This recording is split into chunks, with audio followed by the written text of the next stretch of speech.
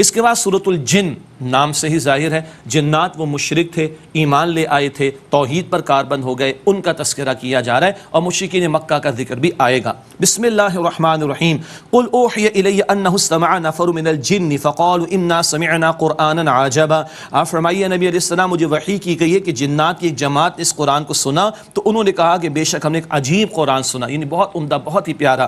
یہدی الی الرشد فآمنا بہ، وہ رہنمائی کرتا ہے ہدایت کی طرف تو ہم اس پر ایمان لے آئے، یہ جنات کہہ رہے ہیں۔ وَلَن نُشْرِكَ بِرَبِّنَا أَحَدًا، اور ہم اپنے رب کے ساتھ ہرگز کسی کو شریک نہیں ٹھہرائیں گے۔ وَأَنَّهُ تَعَالَى جَدُّ رَبِّنَا مَا اتَّخَذَ صَاحِبَةً وَلَا وَلَدًا، اور یہ کہ ہمارے رب کی شان تو بہت بلند تر ہے، اس نے نہیں بنایا کسی کو اپنی اولاد، نہ کسی کو اپنی بیوی، نہ اولاد، یعنی مشرکین کے شرک کی نفی اب یہ جو توحید پر آگے وہ کر رہے جنات۔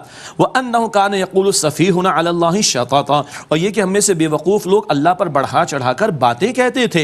وَأَنَّا ظَنَنَّا أَن لَّن تَقُولَ الْإِنسُ وَالْجِنُّ عَلَى اللَّهِ كَذِبًا، اور ہم نے تو گمان کیا تھا کہ انسان اور جنات ہرگز اللہ کی شان میں کوئی جھوٹ نہیں کہیں گے۔ وَأَنَّهُ كَانَ رِجَالٌ مِّنَ الْإِنسِ يَعُوذُونَ بِرِجَالٍ مِّنَ الْجِنِّ فَزَادُوهُمْ رَهَقًا، اور یہ کہ انسانوں میں سے کچھ آدمی جنات کے لوگوں سے پناہ لیتے تھے تو انہوں نے جنات کے تکبر میں اور اضافہ کر دیا۔ مشرکین جاتے کسی سفر میں وادی میں پناہ لیتے، کہتے اس وادی کے جن کی پناہ لیتے ہیں وہ جن بھی پھول کر کپا ہو جاتا ہوگا۔ یہ جنات کی زبانی جو بات ہوئی وہ قرآن نقل کر رہا ہے، یہ جنات جو توحید پر آ گئے۔ وَأَنَّهُمْ ظَنُّوا كَمَا ظَنَنْتُمْ أَن لَّن يَبْعَثَ اللَّهُ أَحَدًا، اور انہوں نے گمان کیا جیسے تم نے گمان کیا کہ ہرگز اللہ کسی کو رسول بنا کر نہیں بھیجے گا، یہ تم سے مراد مشرکین مکہ۔ وَأَنَّا لَمَسْنَا السَّمَاءَ فَوَجَدْنَاهَا مُلِيَتْ حَرَسًا شَدِيدًا وَشُهُبًا، جنات کہتے ہیں اور ہم نے جب آسمان کو ٹٹولا تو ہم نے اسے سخت پہرے داروں اور شوروں سے بھرا ہوا پایا، حفاظت ہو رہی ہے۔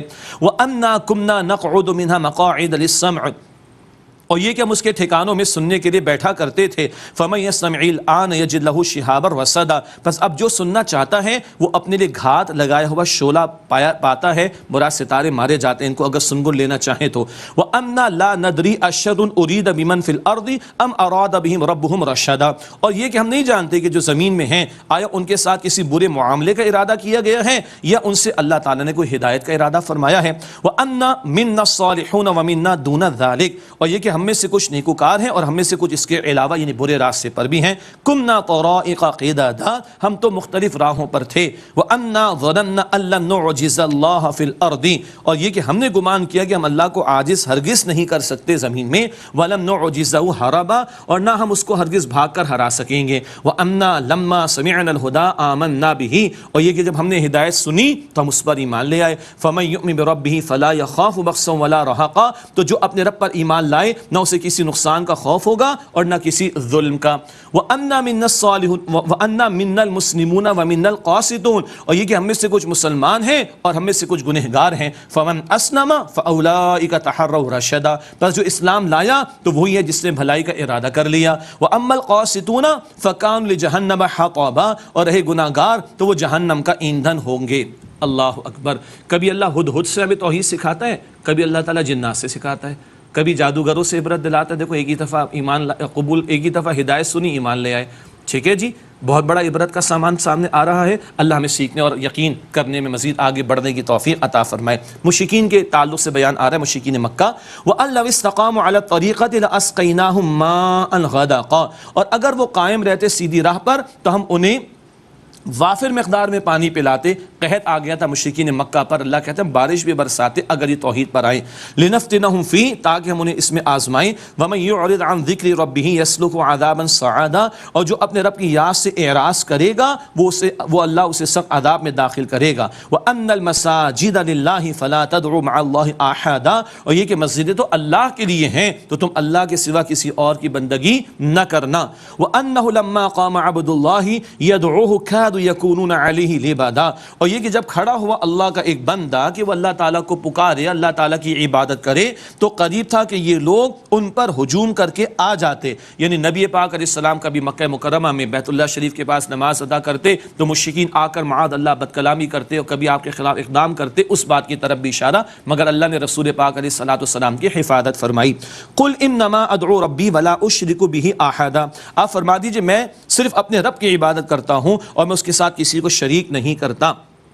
قل انی لا املک لکم ضرا ولا رشدا، اے نبی علیہ السلام آپ فرما دیجئے میں تمہارے لیے اختیار نہیں رکھتا کسی نقصان کا اور نہ کسی بھلائی کا، کل اختیار تو اللہ کا۔ قل انی لن یجیرنی من اللہ احد، آپ فرما دیجئے بے شک مجھے ہرگز پناہ نہیں دے گا اللہ کے سامنے کوئی بھی، ولن اجد من دونہ ملتحدا، اور میں اس کے سوا کہیں اور جائے پناہ بھی نہیں پاؤں گا۔ یہ حضور کی عاجزی صلی اللہ علیہ وسلم، حضور تو ہر آن اللہ کی وحی کی تعلیم کے مطابق عمل کر رہے، بیان کر رہے، اور حضور اللہ کی نگرانی میں یہ ہمیں بھی سمجھایا گیا کہ اللہ تعالیٰ ہی کی پناہ اصل پناہ ہے۔ فرمایا کہ ولن اجید من دونہ ملتحدا، اور میں اس کے سوا کوئی جائے پناہ بھی نہیں پاؤں گا، الا بلاغا من اللہ ورسالاتہ، مگر یہ کہ میرا کام یہ ہے کہ اللہ سبحانہ وتعالیٰ کی طرف سے حکم اور پیغام کا پہنچا دینا، یہ میری ذمہ داری، یہ کام کروں تو میں اللہ تعالیٰ کی پناہ میں آ سکتا ہوں۔ آج ہمیں بھی سمجھنا چاہیے ختم نبوت کے بعد حضور علیہ السلام کے بحاف اور ان کی نمائندگی کرتے ہوئے اللہ کے پیغام کو پہنچانا، اللہ کی تعلیم کو انسانی تک پہنچانا، ان کے سامنے نمونہ پیش کرنا،